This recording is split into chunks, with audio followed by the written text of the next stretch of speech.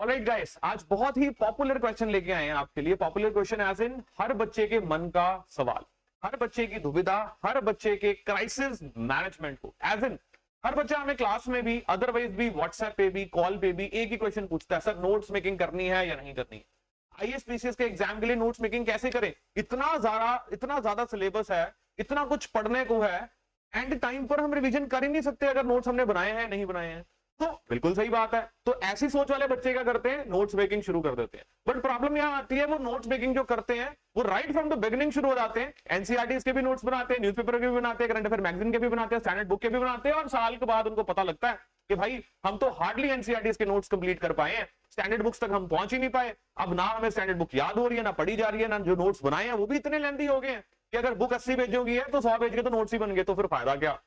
तो फिर क्या नोट्स नहीं बनाने चाहिए थे? एक्सट्रीम एंड दूसरे बच्चे ये होते हैं जो कहते हैं नोट्स मेकिंग की जरूरत ही नहीं है। ना वो फिर स्टैंडर्ड बुक्स के नोट्स बनाते हैं, ना वो करंट अफेयर्स को पढ़ते हुए नोट्स बनाते हैं, वो कुछ भी नहीं करते हैं। उनका भी यही हाल होता है, एंड मौके पे कुछ याद ही नहीं है, कुछ समझ ही नहीं आ रहा है।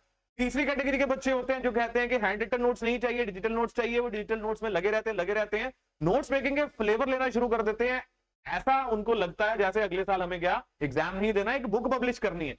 तो वो वाले बच्चे भी एग्जाम को नहीं टैकल कर पाते।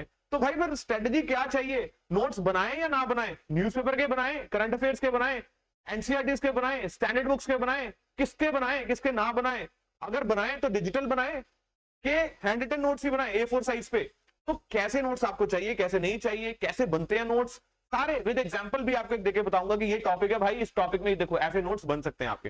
तो बने रहिएगा, आपके लिए बहुत इंपॉर्टेंट वीडियो है। थोड़ा सा टाइम अपना इन्वेस्ट करो इस वीडियो में, सो दैट आपकी जो प्रिपरेशन है उसमें आप बहुत ज्यादा समय बचा सके और एग्जाम को ढंग से क्लियर कर पाए, क्रैक कर पाए, प्रिपेयर कर पाए। So how to make notes for IAS PCS preparation. ये जो वीडियो है ये गाइड है उन बच्चों के लिए भी जिन बच्चों ने आईएएस का अटेम्प्ट देना है, उन बच्चों के लिए भी जिन्होंने स्टेट पीसीएस एग्जाम को क्रैक करना है, चाहे वो हरियाणा पीसीएस है, चाहे वो पंजाब पीसीएस है, हिमाचल है, राजस्थान है, यूपी पीसीएस है, बिहार है, कोई भी स्टेट का पीसीएस एग्जाम है। ये उनके लिए भी सही है जिन्होंने यूपीएससी के और पेपर देने हैं, जैसे कि सीएपीएफ का एग्जाम, सीडीएस का एग्जाम, एनडीए का एग्जाम। तो कोई भी कंपीटिटिव एग्जाम में आप जा रहे हैं, this holds true for them. Anyways, let us move forward. Before how to make notes, ask why to make notes. भाई नोट्स की जरूरत ही क्यों है? उसका कारण ये है कि समुद्र जितना सिलेबस है आपका, क्या क्या कहां से पढ़ते जाएंगे, क्या क्या याद करते जाएंगे, क्या क्या छांटते जाएंगे, रिवीजन के टाइम पे आपको कुछ नहीं समझ आएगा। तो इंपॉर्टेंस फॉर नोट्स मेकिंग इसके सबसे पहली बात, इट्स अ लॉन्ग सिलेबस। जो सिलेबस है वो बहुत ज्यादा सिलेबस है। इतने सिलेबस को अपनी प्रिपरेशन के साथ अलाइन करना बड़ी मेहनत टास्क है, बहुत बड़ी टास्क है। इसके लिए नोट्स मेकिंग बहुत जरूरी हो जाता है। तो lengthy content with multiple dimension है हर एक चीज में। अगर आप पॉलिटी प्रिपेयर कर रहे हो तो उसी में आपको so many things you need to consider, और उन सभी कंसिडरेशन में नोट्स जो है वो बहुत इंपॉर्टेंट रोल प्ले करते हैं। Most important thing is revision. अगर आप सारा कुछ पढ़ रहे हैं अच्छे से और एंड मौके पे रिवाइज नहीं कर पा रहे, फिर फायदा क्या? एग्जाम को क्रैक करने के लिए कम से कम 5 रिविजन चाहिए आपको। जो 5 रिविजन है आप कैसे करेंगे? अपनी किताबों से रिवाइज करते जाएंगे हाउ मेनी टाइम्स? तो that is also not important. तो फिर क्या आप सभी के नोट्स बनाने, वो सारे बातें देखेंगे आगे कि कैसे नोट्स बनते हैं। तो देखिए बेसिक्स ऑफ नोट्स क्या होता है। सबसे पहले तो you have to keep it 20% of the total content. Let us say आपके पास 100 पेजेस है, तो 100 पेजेस के नोट्स तभी सक्सेसफुल हो पाएंगे अगर आपने इसको कंसोलिडेट कर दिया into 20 pages maximum guys, not more than that. तो 15 पेज, 18 पेज, 20 पेज, 22 पेज, बस इतना ही। इससे ज्यादा आप नोट्स को नहीं खींच सकते हो। और नोट्स ऐसे होने चाहिए जो सिर्फ आपको ही लेजिबल हो, पढ़े जा रहे हो सिर्फ आपको, क्योंकि आपके नोट्स हैं, आपको समझ आ रहे हो, वो होते हैं असली नोट्स। अगर हैंड रिटन नोट्स की बात करें which is legible to you, समझ भी आपको आ रहे हैं, क्योंकि टॉपिक आपने रिवाइज किया, रिवाइज करते करते आपने क्या किया, उसके नोट्स भी बना लिए। अब वो नोट्स सिर्फ आप ही पढ़ पा रहे हैं। नेक्स्ट टाइम से आप उस कंप्लीट टॉपिक को नहीं उठाएंगे, सिर्फ और सिर्फ नोट्स को उठाएंगे, ताकि रिवीजन बहुत जल्दी हो। And you will be surprised to know, आप करके देखना सिर्फ एक टॉपिक का। मैं तो कहता ही नहीं कि किसी भी स्टैंडर्ड बुक के पूरे नोट्स बनाना, ट्राई करो, अपने ऊपर टेस्ट करो, फिर अडॉप्ट करो। कोई भी एक टॉपिक उठा लो, फंडामेंटल ड्यूटीज उठा लो, जिसका मैं एग्जांपल भी आपके साथ डिस्कस करूंगा, उसको उठा के नोट्स बना के देख लो कि आपके लिए किताब पढ़ना ज्यादा आसान हो रहा है कि आपके लिए नोट्स बना के करना ज्यादा आसान हो रहा है। गलती पता कहां आती है?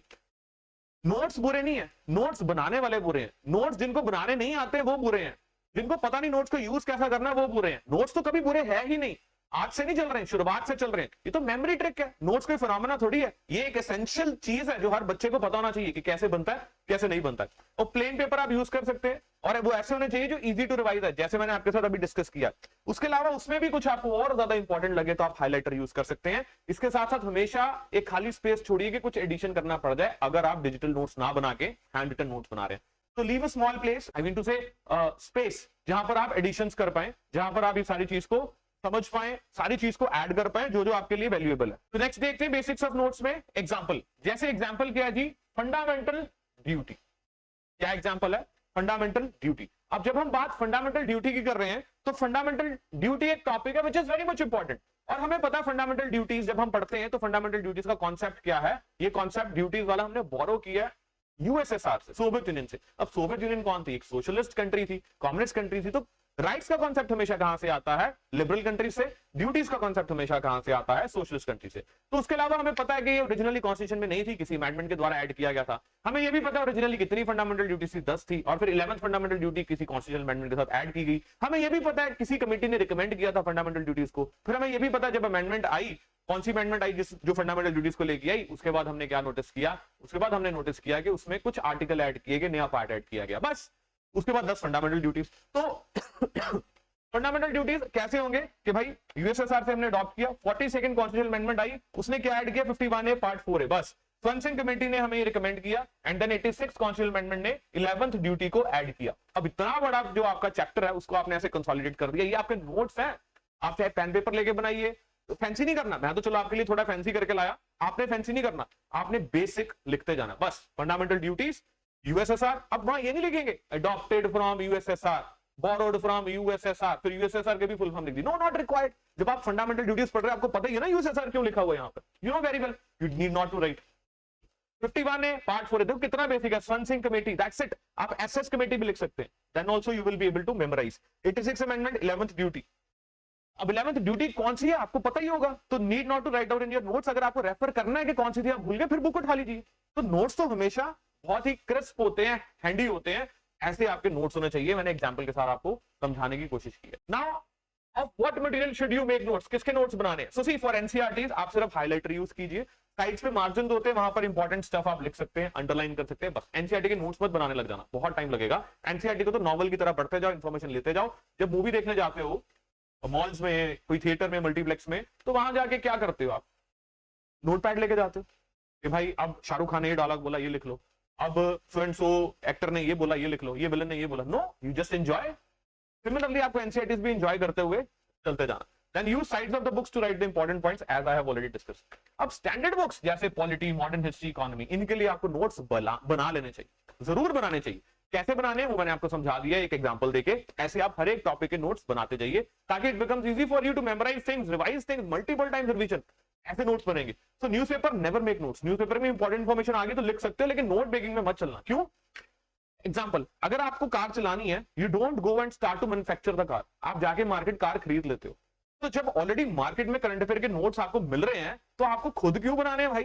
क्या आप इतने टैलेंटेड हो कि आपको महीना, 2 महीने, 3 महीने, 6 महीने प्रिपरेशन करते हुए आप उनको बीट कर दोगे जिनको 10-10 साल हो गए नोट्स मेकिंग में, यूपीएससी के लिए कंटेंट बनाते हुए, एग्जाम के लिए? तो आप उनको बीट कर सकते हो, इतने टैलेंटेड हो। आपको तो भी सिलेबस का भी नहीं पता होना, तो आप खुद ब खुद नोट्स मेकिंग में मत पढ़ो। When it comes to newspaper और current affair magazines, you just follow that.